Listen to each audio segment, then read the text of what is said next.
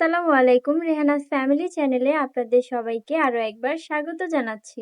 আশা করি আল্লাহর রহমতে আপনারা সবাই অনেক ভালো আছেন। আমরা আলহামদুলিল্লাহ অনেক ভালো আছি। চলে আসলাম আরো একটি নতুন ভিডিও নিয়ে। আশা করি পুরো ভিডিওটা জুড়ে আপনারা সবাই আমার সাথেই থাকবেন। এখানে আমি সকালের নাস্তা বানিয়ে নিয়েছিলাম, তো আজকে ভেবেছিলাম যে একটু খুদের বউয়া বানাবো। পরে আবার খুদের বউয়া বানাতে গিয়ে কি যে বানিয়ে ফেলেছি, মানে নিজেই বুঝে উঠতে পারছিলাম না। মানে ডালও দিয়েছি, হলুদও দিয়েছি, তো সব মিলিয়ে দেখলাম যে একদম খিচুড়ি হয়ে গিয়েছে।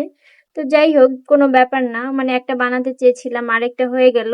পরে এই যে ডিম ভাজি, তারপর হচ্ছে আচার, একটু ভর্তা নিয়ে খেয়ে নিয়েছিলাম। তো এভাবেও কিন্তু অনেকটা মজা হয়েছিল, কিন্তু খুদের ভাতের যে মজাটা সেই মজাটা কিন্তু আর পাইনি।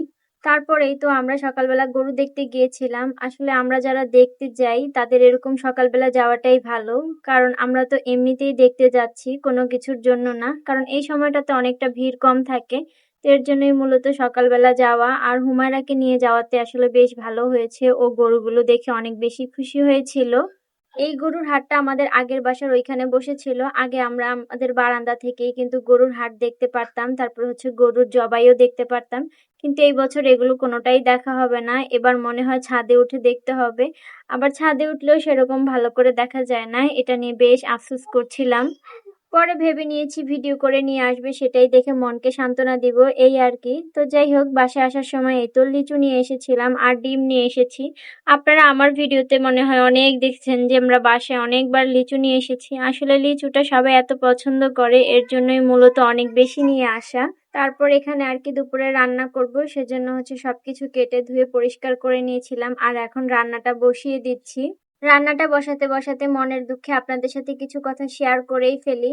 আমি একটা পোস্ট করেছিলাম যে আমি আর কি কয়েকদিন ভিডিও দিব না, আজকের ভিডিও দিয়ে আর কয়েকদিন আর কি ভিডিও দিব না। আসলে মনটা এত খারাপ হয়ে গিয়েছে, আমি সম্ভবত ইউটিউব থেকে কোনো শাস্তি ভোগ করছি, আমার কাছে তো এটাই মনে হচ্ছে। ইউটিউব থেকে যে এত বড় একটা শাস্তি পাবো এত তাড়াতাড়ি, এটা বুঝতেই পারিনি। কারণ কাজ তো সুন্দরভাবে নিয়মিত করেই যাচ্ছি, তারপরে এত বড় একটা শাস্তি, এটা আসলে আমি কোনোভাবেই মেনে নিতে পারছি না। তো মানে নিজের মন মানসিকতা ঠিক করার জন্য ভেবে নিয়েছি যে যাই হোক কয়েকদিন ভিডিও দিব না, কিন্তু আপনাদের ভিডিওগুলো আমি নিয়মিত দেখে যাব। আমি ভিডিও দিব না ঠিকই, কিন্তু আপনাদের সবার চ্যানেলে আমার উপস্থিতি অবশ্যই দেখতে পাবেন। এখন হয়তো আপনারা অনেকেই ভাবতে পারেন যে ইউটিউব আমাকে কি শাস্তি দিল। তো যাই হোক, এবার বলেই ফেলি যে ইউটিউব আমাকে কি শাস্তি দিল। আমার বাসা চেঞ্জের জন্য কিন্তু আমি বেশ কিছুদিন ধরে অনেক আপুদের চ্যানেলে যেতে পারিনি, ভিডিওগুলো ঠিক মতো দেখতে পারিনি। তো এটাই হচ্ছে আমার মূল সমস্যা, কারণ আমি হয়তো কারো ভিডিও না দেখাতে যে অ্যালগরিদমটা থাকে, ওই অ্যালগরিদমটা আমার চ্যানেলের রিচটা একদম কমিয়ে দিয়েছে। মানে মোটেও আমার চ্যানেলে এখন ভিউ আসতেছে না, এত কম ভিউ আসতেছে যেটা দেখে আমার নিজেরই লজ্জা লাগছিল। তো এর জন্য ভাবলাম যে যাই হোক, ভিউজ যেহেতু অনেক কম আসছে, তাহলে আমি আর কয়েকদিন ভিডিও দিব না, কিন্তু সবার চ্যানেলের ভিডিওগুলো আমি নিয়মিত দেখে যাব।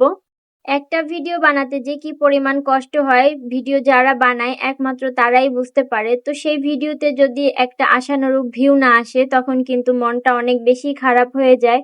মানে এত বেশি মনটা খারাপ হয়ে গিয়েছে, তো এর জন্য ভাবলাম যে কয়েকদিন একটু ভিডিও বানাবো না, ভিডিও না বানিয়ে সবার চ্যানেলে একটু ভালো করে সময় দেওয়ার চেষ্টা করব।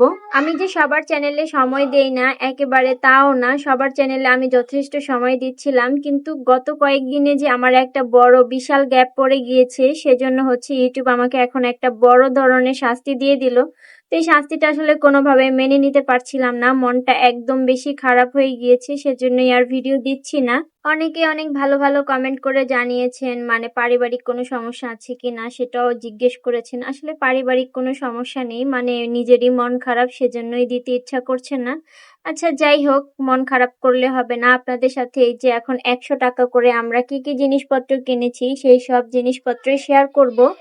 এই যে কয়েলের বক্স গুলো দেখছেন, এগুলোর দাম কিন্তু আগে অনেকটা কম ছিল, তবে এই তো আজকে এগুলোকে 60 টাকা করে কিনে নিয়ে এসেছিলাম। আর এই ফলের ঝুড়িটা 100 টাকা নিয়েছিল। ফলের ঝুড়িটা হয়তো অনেকেই ভিডিওতে দেখে ফেলেছেন, আসলে এই কেনাকাটার ভিডিওগুলো আপনাদের সাথে শেয়ার করতে পারিনি।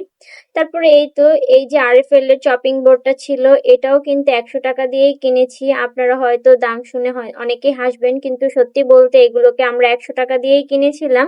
এই বাসায় আসছি পর থেকে এত মশা, মানে মশার জ্বালায় ঘুমানোই যায় না। তো এর জন্য হচ্ছে এখানে 2টা ম্যাজিক মশারি কিনে নিয়ে এসেছিলাম। এগুলোর দাম অবশ্য কখনোই 100 করে না, এগুলো 350 টাকা করে নিয়েছিল। মেয়েরা যখন কেনাকাটা করতে যায় তখন মেয়েরা চিন্তা করে যে একরকম কেনাকাটা করব, কিন্তু ওইখানে গিয়ে আবার মেয়েরা হচ্ছে অন্যরকম কেনাকাটা করে ফেলে।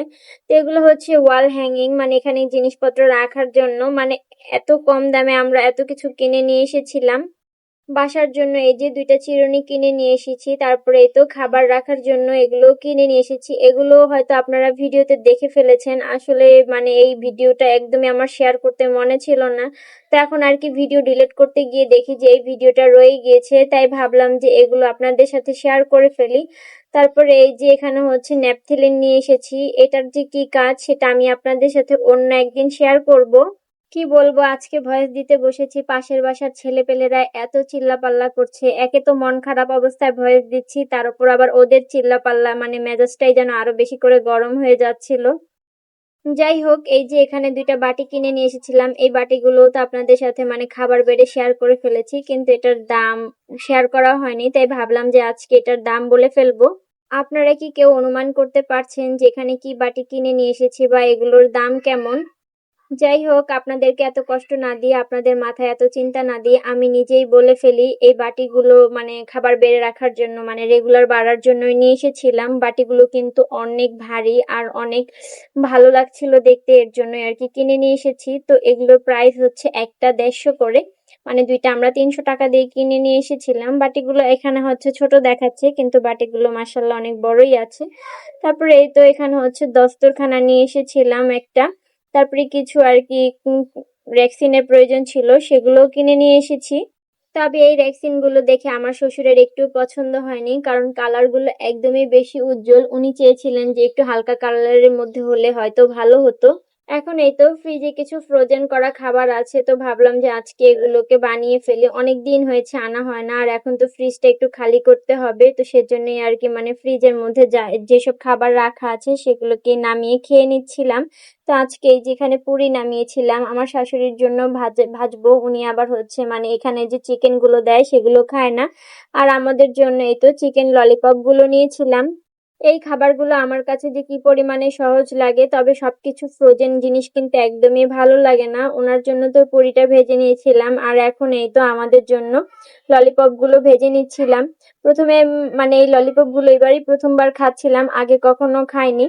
তো যাই হোক, ললিপপ গুলো যে এত মজা ছিল মানে একদম জানা ছিল না। তো আর কি এখন বলে দিয়েছি যে অন্য কোনো কিছু না এনে এই ললিপপ গুলো আনতে আর পুরি নিয়ে আসতে, কারণ অন্য কিছুর মধ্যে চিকেনটা এমন ভাবে দেয় একদমই ভালো লাগে না, সাথে তো কোনো মশলাই থাকে না, এর জন্য আরো বেশি খারাপ লাগে।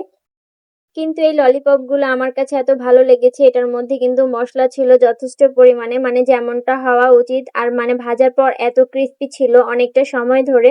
তো এখানে কিছুটা পরিমাণ ভেজে নিয়ে হুমারার বাবাকে দিয়ে দিচ্ছিলাম, যেহেতু উনি একটু বাহিরে যাবে এর জন্য। আর আমাদের গুলো আবার একটু পরে ভেজে নিব, তো ওনাকে এখন হচ্ছে আর কি দিয়ে এসেছি। উনি তো খেয়ে প্রথম প্রথম রিভিউ দিয়েছিল যে অনেক ভালো হয়েছে, যেহেতু আমি এখন পর্যন্ত খাইনি, তবে শুরুতে তো বলে ফেলেছিলাম অনেক মজা ছিল। আর এখন এই তো বাকিগুলো আমাদের জন্য ভেজে নিচ্ছিলাম। এমন ফ্রোজেন করা খাবারগুলো কিন্তু অনেক সহজ ও সহজলভ্য, বিকালের নাস্তায় কিন্তু ঝটপট একদম বানিয়ে ফেলা যায়। আসলে বেশ কিছুদিন ধরে এত আলসেমি লাগছে যে বিকালে কোনো কিছু বানিয়ে খাবো, সেই শক্তিটাই হচ্ছে না। আর ফ্রিজের মধ্যে অনেক দিন হয়েছে এগুলো এনে রাখা হয়েছে, মানে একদমই খাওয়া হচ্ছিল না, সেজন্যই আর কি আজকে বানিয়ে নেওয়া। না হলে দেখা যেত যে কোনো কিছুই খেতাম না, বা কিছু একটা বানিয়ে খেতাম এরকম। প্রথমগুলো একটু কম ভাজা হয়েছিল, মানে দেখতে আর কি ভালো লাগছিল না, তো ভাবলাম যে এগুলোকে আর একটু বেশি করে ভেজে নিই। তো এখন বেশি করে ভাজার ফলে কিন্তু আরো বেশি ক্রিস্পি হয়েছিল এগুলো। আমার আজকের ভিডিওটি আপনারা যারা যারা এখন পর্যন্ত দেখছেন তারা যদি লাইক দিতে ভুলে গিয়ে থাকেন, প্লিজ লাইকটা দিয়ে নেবেন। আর যারা যারা আজকে আমার চ্যানেলে নতুন ভিজিট করছেন, আমার কাজের কোনো অংশ যদি আপনাদের কাছে ভালো লেগে যায়, চাইলে কিন্তু আমার চ্যানেলটিকে সাবস্ক্রাইব করে আমার পাশে থেকে যেতে পারেন। আজকের এই ভিডিওটা শুধুমাত্র আমার ফোনটা খালি করার জন্যই দিলাম আপনাদের সাথে, না হলে এই ভিডিওটা আমি শেয়ার করতাম না। আসলে মনটা কিন্তু ভীষণ খারাপ, তারপরও ভিডিওটা এডিটিং করেছি, আপনাদের সাথে মোটামুটি শেয়ার করার চেষ্টা করেছি। আশা করি ভিডিওটা আপনাদের সবার কাছেই ভালো লেগেছে। আপনাদের সাথে অন্য কোনো দিন অন্য কোনো একটা নতুন ভিডিও নিয়ে আসবো ইনশাআল্লাহ। তো আজকে এ পর্যন্তই, আপনারা সবাই ভালো থাকবেন। আল্লাহ হাফেজ।